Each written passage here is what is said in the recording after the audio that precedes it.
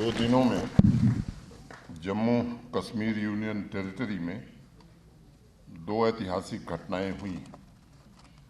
कल Srinagar first chess Olympiad torch relay का साक्षी बना था और आज रोइंग के इतिहास में पहली नेशनल चैंपियनशिप का जम्मू कश्मीर में आगाज हो रहा है। ये इस बात को प्रदर्शित करता है कि देश के खेल के मानचित्र में जम्मू कश्मीर भी अपना वर्चस्व कायम करने की कोशिश कर रहा है और मुझे विश्वास है कि वो दिन दूर नहीं है जब हम सभी 33 विधाओं में नेशनल गेम्स की मेजबानी कर सकेंगे। मैं रोइंग फेडरेशन ऑफ इंडिया की अध्यक्ष श्रीमती राजलक्ष्मी सिंह जी तथा भारत के खेल मंत्री का शुक्रगुजार हूं, जिन्होंने इस चैंपियनशिप को श्रीनगर में आयोजित करने का फैसला लिया है। मुझे विश्वास है कि जम्मू कश्मीर की मेहमान नवाजी, यहाँ के खेलों की विरासत, संस्कृति और इस डल झील का शांत स्थिर पानी बहुत से एथलीट को रोइंग चैंपियन बनते हुए देखेगा। देश के कोने कोने से आए हुए खिलाड़ियों और खेल प्रेमियों का मैं हृदय से स्वागत करता हूं और उन्हें बेहतरीन रोइंग के प्रदर्शन के साथ साथ जम्मू कश्मीर की खूबसूरती और मेहमान नवाजी का भी लुत्फ उठाने का निमंत्रण देता हूं। वाटर स्पोर्ट्स के इस महाकुंभ के लिए लाखों खेल प्रेमी इंतजार कर रहे थे। जल तरंगों पर खेल की उत्कृष्टता का जश्न, मानवीय शौर्य, स्किल तथा धैर्य का यह उत्सव सभी खिलाड़ियों में साहस और चैंपियन की भावना का भी निर्माण करेगा, ऐसी मेरी कामना है। साथियों, हमारे देश की सभ्यता नदियों, झीलों के किनारे पनपी और विकसित भी हुई। इंसान और नदियों का आत्मीय संबंध अनेक चुनौतियों के बावजूद लगातार विकसित हुआ है और आज भी इस सांस्कृतिक विरासत को आधुनिक परिप्रेक्ष्य में संरक्षित रखने और विकास के नए आयाम स्थापित करने की जद्दोजहद चल रही है। खेल के रूप में रोइंग का स्वरूप बहुत बाद में आया है, लेकिन नदियों तथा झीलों की धरती जम्मू कश्मीर में नाव से यात्रा, नाव पर बाजार, नाव से ट्रांसपोर्टेशन का सिस्टम सदियों पुराना है। एक बड़ी आबादी, चाहे वो बच्चे हों, युवा हों, महिलाएं हों, बुजुर्ग हों, इनके जीवन में नदियों का और झीलों का बड़ा महत्वपूर्ण योगदान रहा है और ये इनके जीवन के अभिन्न अंग भी रहे हैं। हाथ में पतवार लिए छोटी सी नाव पर सब्जियां और फूल ले जाते हुए चित्र जम्मू कश्मीर तथा भारत के लिए बहुत ही सामान्य बात रही है। जीवन का अभिन्न अंग होने के बावजूद जब नौका दौड़ के आधुनिक स्वरूप रोइंग तथा उसमें भी स्कलिंग तथा स्वीप रोइंग की प्रतिस्पर्धा शुरू हुई तो किन्हीं कारणों से हम बहुत पीछे रह गए। पूरे देश में हर ओलंपिक के बाद अखबारों में एक ही सवाल होता था कि दुनिया में दूसरी सबसे बड़ी आबादी होने के बावजूद भारत ओलंपिक प्रतिस्पर्धा में सबसे फिसड्डी क्यों रहता है। फेडरेशन पहले भी थे, योग्य खिलाड़ी भी थे। मैं समझता हूं कि ये एक विचारणीय प्रश्न है जिस पर सबको विचार करना चाहिए। मुझे लगता है कि जिस तरह सही इलाज के लिए बीमारी का जानना बड़ा आवश्यक है, उसी तरह समस्या के समाधान के लिए उसकी गहराई में जाकर समाधान खोजना भी जरूरी होता है। आबादी, संसाधन सब कुछ होने के बावजूद हमारे पास खेल की संस्कृति, स्पोर्ट्स कल्चर, ये कहीं न कहीं कमी दिखती थी। समाज में लोग अपने बच्चे को इंजीनियर, डॉक्टर, चार्टर्ड अकाउंटेंट बनाना पसंद करते थे, लेकिन क्रिकेट के अलावा किसी और खेल में खिलाड़ी बनाना ये उन्हें मंजूर नहीं था। मुझे लगता है, मैं जब विचार करता हूं एक इंडिविजुअल, एक व्यक्ति के नाते, तो मैं मानता हूं कि भारत के वर्तमान प्रधानमंत्री श्रीमान नरेंद्र मोदी जी ने जब से देश की बागडोर संभाली, स्पोर्टिंग कम्युनिटी में एक बड़ा बदलाव देखने को पिछले 7-8 वर्षों में मिल रहा है। उन्होंने सबसे पहले स्पोर्ट्स कल्चर को समाज में स्वीकृति प्रदान कराने की कोशिश की तथा सम्मानित कैरियर के रूप में स्पोर्ट्स स्थापित हो, इसमें स्वयं आगे बढ़ करके एक अग्रणी भूमिका का निर्वहन किया। युवा प्लेयर्स पिछले 7-8 वर्षों से लगातार प्रेरित हों, इसकी कोशिश प्रधानमंत्री जी बार बार करते हैं। आप सोचिए, हिंदुस्तान के इतिहास में पहली बार मैदान पर पसीना बहा रहे खिलाड़ी प्रधानमंत्री के सीधे संपर्क में आ जाते हैं। प्लेयर्स की उपलब्धि पर अब स्पोर्ट्स डिपार्टमेंट द्वारा भेजे गए बधाई संदेश की रिवायत अब धीरे धीरे समाप्त होने लगी है, क्योंकि अब सीधे उन्हें प्रधानमंत्री आवास से निमंत्रण आ जाता है। हर एक प्लेयर की व्यक्तिगत आकांक्षाओं को प्रधानमंत्री जी ने सीधे देश की 130-135 करोड़ देशवासियों की उम्मीदों और सपनों से जोड़ दिया है। इसलिए पूरे जोश और जज्बे के साथ हमारे प्लेयर्स एक के बाद एक नया इतिहास रचने लगे, और मैं मानता हूं कि सही मायने में भारत के स्वर्णिम स्पोर्टिंग युग की शुरुआत अब हो रही है। लंबी यात्रा हमें करनी, अभी तो सफर शुरू हुआ है। मित्रों, मैं बहुत आशावादी हूं। मैदान के प्लेयर्स की तरह चुनौतियों, कठिनाइयों से जूझना मेरी भी फितरत है। अगस्त 2020 में मैं जम्मू आया था। अपार संभावनाओं और टैलेंट की खान के बावजूद स्पोर्ट्स सेक्टर में अनेक प्रकार की चुनौतियां थीं। यहाँ का युवा देश के लिए कुछ कर गुजरने को लालायित था, लेकिन कहीं न कहीं साधन और संसाधन उसे नहीं मिल पा रहे थे। ब्लॉक, जिला, डिविजन्स में खेल की संस्थाएं बनी थीं, खिलाड़ी उतनी मात्रा में मौजूद नहीं थे। पंचायतों, गांवों में जाने के बाद युवाओं की अपार संभावनाओं का दर्शन हुआ। असीमित ऊर्जा को दिशा देने की व्यवस्था नहीं थी। एक बात मैं कहना चाहूँगा, देश भर के लोग यहाँ हैं, उत्तर प्रदेश से भी लोग आए हैं। देश का सबसे बड़ा राज्य है उत्तर प्रदेश, और मैं ये बात जोर दे करके कह रहा हूँ कि स्पोर्ट्स का बजट हमारा उत्तर प्रदेश से ज़्यादा है। दूसरी बात, महाराष्ट्र देश का विकसित राज्य है। जो लोग महाराष्ट्र के बजट का अध्ययन किए होंगे, वहाँ एजुकेशन और स्पोर्ट्स मिला करके एक बजट होता है। अगर हम जम्मू कश्मीर के स्पोर्ट्स और एजुकेशन के बजट को मिला दें तो महज 47 करोड़ रुपए हमारा बजट कम है महाराष्ट्र से, जबकि हमसे आबादी महाराष्ट्र की 3 गुने 4 गुना से ज़्यादा है।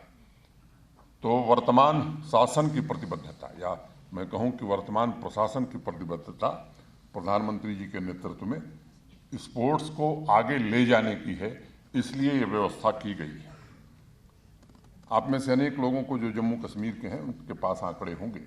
मुझे बताया गया है स्पोर्ट्स सेक्रेटरी के द्वारा कि पहले 18-19 तक मैदान में 1 लाख, सवा लाख लोग खेलते थे।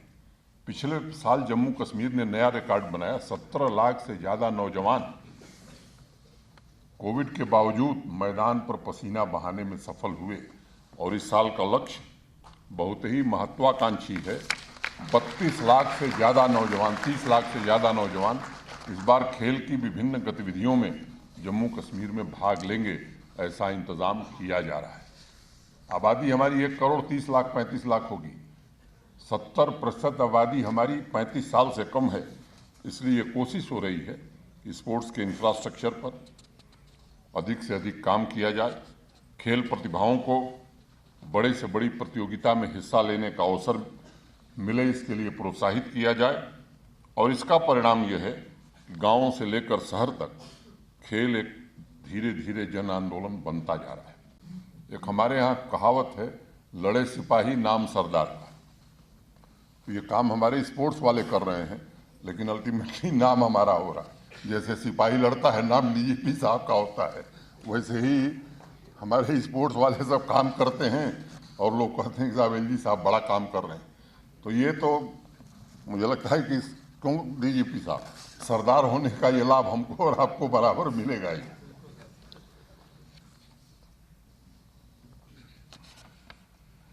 ये मैं मानता हूं कि कोई छोटी मोटी उपलब्धि नहीं है। भावी पीढ़ी को गढ़ने, उनकी प्रतिभा को सही दिशा देने का ये एक आंदोलन है। और जम्मू कश्मीर स्पोर्ट्स काउंसिल तथा स्पोर्ट्स डिपार्टमेंट खिलाड़ियों को गांव-गांव जाकर तलाशने और निखारने का काम अब कर रहा है। बड़ी मुद्दत के बाद गांव के छोटे से मैदान में छोटे से आरंभ के साथ बड़े लक्ष्य की ओर हमारे युवा खिलाड़ी पहुंचे, इसकी कोशिश की जा रही है। इस अवसर पर मैं सभी युवा खिलाड़ियों से आग्रह करना चाहूँगा कि अगर आप में बाधाओं से जूझने की, चुनौतियों को तोड़ने की क्षमता है तो आपके लिए अवसर की कमी नहीं है। खेल के मैदान में आपकी सफलता असफलता कोई और तय नहीं करेगा। ये निर्णय स्वयं आपको करना है और जिस दिन मन में आपकी भावना ये जागृत हो जाएगी, उस दिन आप बड़ी से बड़ी चुनौती आपके सामने हारेगी। मित्रों, मैं मानता हूँ स्पोर्ट्स हर व्यक्ति को समाधान की ताकत एवं महत्वाकांक्षी बनने की शक्ति देता है। जिस युवा के मन में कोई लक्ष्य न हो, उसे जीवन का लक्ष्य स्पोर्ट्स दे सकता है। और मैं तो युवाओं का आह्वान करूंगा कि आप लोग आगे बढ़िए। स्पोर्टिंग कम्युनिटी का नेतृत्व आपको ही करना है। भारत के सम्माननीय प्रधानमंत्री जी ने जो टारगेट ओलंपिक स्कीम तथा खेलो इंडिया स्कीम के माध्यम से युवा खिलाड़ियों को ओलंपिक मेडल्स के लक्ष्य को तय करने का मौका दिया है, मुझे लगता है कि जम्मू कश्मीर के युवाओं को भी उसमें आगे बढ़ चढ़ करके हिस्सा लेना होगा। पिछले साल अप्रैल में वाटर स्पोर्ट्स एकेडमी के उद्घाटन के अवसर पर मैंने एक बात कही थी कि ओलंपिक में कयाकिंग, कैनोइंग और रोइंग, इन तीनों विधाओं में मेडल जीतने की पर्याप्त संभावना जम्मू कश्मीर के लिए है। और हर खिलाड़ी की नज़र पेरिस में होने वाले 2024 के ओलंपिक पर होनी चाहिए। नेहरू पार्क का वाटर स्पोर्ट्स सेंटर आज इन तीनों विधाओं के लिए मैं कह सकता हूं कि एक अंतर्राष्ट्रीय स्तर का इंफ्रास्ट्रक्चर बन करके तैयार हुआ है। और मुझे आप सबको बताते हुए प्रसन्नता है कि प्रतिदिन कम से कम 400 से ज़्यादा बच्चे बच्चियां इस सेंटर के माध्यम से ट्रेनिंग प्राप्त कर रहे हैं। पिछले 3 साल का रिकॉर्ड देखा जाए तो कयाकिंग और कैनोइंग में हमारे खिलाड़ियों ने राष्ट्रीय स्तर की प्रतियोगिताओं में 100 मेडल्स पाए हैं और कई खिलाड़ियों ने इंटरनेशनल टूर्नामेंट में भारत का प्रतिनिधित्व किया है। देश के अलग अलग हिस्सों से आए बहुत से खिलाड़ी जम्मू कश्मीर के प्रतिभावान एवं स्टार एथलीट बिल्किस, मीर तथा मुसाबिर अली से अवश्य परिचित होंगे। हमारी कोशिश है कि ऐसे अनेक स्टार एथलीट आने वाले समय में इंटरनेशनल टूर्नामेंट में देश का प्रतिनिधित्व करें। और मैं उम्मीद करता हूं कि जिस विश्वास और लगन से जम्मू कश्मीर में स्पोर्ट्स कल्चर को विकसित किया जा रहा है, अब ये दिन दूर नहीं होगा। संसाधन और इंफ्रास्ट्रक्चर की कमी मोटे तौर पर अब समाप्त कर दी गई है और मैं फिर से ये बात कहना चाहता हूं कि इसकी कमी नहीं होने दी जाएगी अपने युवा खिलाड़ियों को। मित्रों, श्रीनगर जैसा ही वाटर स्पोर्ट्स सेंटर जम्मू संभाग की ऐतिहासिक नगरी बसोहली में बनाया जा रहा है। अभी मैं पूछ रहा था अपने प्रमुख सचिव स्पोर्ट्स से, तो उन्होंने कहा कि अब अंतिम चरण में है, वो भी बन करके तैयार हो जाएगा। अत्याधुनिक संसाधन सुविधाओं से ये सुसज्जित होगा। युवा बच्चे बच्चियों को अपनी प्रतिभा निखारने का, तराशने का समान अवसर मिले, इसके लिए सीनियर लेवल पर हम सुनिश्चित कर रहे हैं कि टैलेंट डेवलपमेंट प्रोग्राम में 50% भागीदारी हमारी बच्चियों की हो और उन्हें वही सुविधाएं मिलें जो स्लोवाकिया, जर्मनी या इंग्लैंड के खिलाड़ियों को मिलती हैं। किसी भी खेल का महत्व उसे खेलने का आनंद है। बेहतरीन खेल खेलना, पूरे साहस से खेलना ही खेल की स्पिरिट है। मुझे उम्मीद है कि इस नेशनल चैंपियनशिप में आप में से हर एक इस लक्ष्य के साथ खेलेगा कि आपको अपना सर्वश्रेष्ठ प्रदर्शन करना है।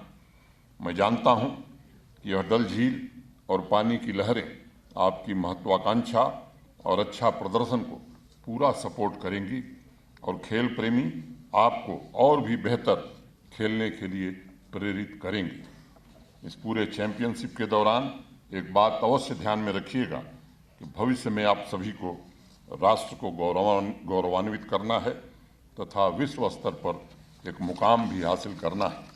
और समय आ गया है कि हम दुनिया के खेल के मैदानों में अपने टैलेंट, अपने दमखम को साबित करें। इस साल जम्मू कश्मीर में 1 दर्जन से ज़्यादा राष्ट्रीय स्तर की प्रतियोगिता का आयोजन हो रहा है। मुझे विश्वास है कि बेहतर सुविधाओं के साथ अन्य राज्यों की खेल प्रतिभाओं को भी यहाँ ट्रेनिंग के लिए आमंत्रित किया जाएगा। मित्रों, इस बात को हमेशा ध्यान में रखिएगा कि हर एक कंपटीशन के बाद जीत या हार से ज़्यादा महत्वपूर्ण खेल में भागीदारी और खेल भावना को बनाए रखना होता है। इस चैंपियनशिप में एकजुट होकर एक परिवार की तरह आप सभी स्पोर्ट्समैनशिप को सेलिब्रेट करें। मैं ऐसी उम्मीद आपसे करता हूं। अंत में मैं सभी खिलाड़ियों, आयोजकों, विशेष रूप से रोइंग फेडरेशन ऑफ इंडिया, खेल प्रेमियों को एक बहुत ही सफल और यादगार रोइंग नेशनल चैंपियनशिप की शुभकामनाएं देता हूं। और एक बात और जोड़ना चाहता हूं, स्पोर्ट्स डिपार्टमेंट के साथ साथ यहाँ पुलिस भी इस तरह के अनेक आयोजन समय समय पर जम्मू कश्मीर पुलिस भी करती रहती है।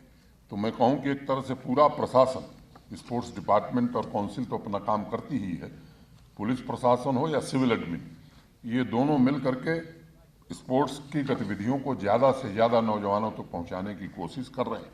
अंत में दुष्यंत कुमार की 2 पंक्तियाँ कह के अपनी बात खत्म करूँगा। ये जो सहतीर है पलकों पे उठा लो यारो, ये जो सहतीर है पलकों पे उठा लो यारो, अब कोई ऐसा तरीका भी निकालो यारो, कौन कहता है कि आसमां में सुराग हो नहीं सकता, एक पत्थर तो तबीयत से उछालो यारो, एक पत्थर तो तबीयत से उछालो यारो। बहुत बहुत धन्यवाद। जय हिंद, जय भारत।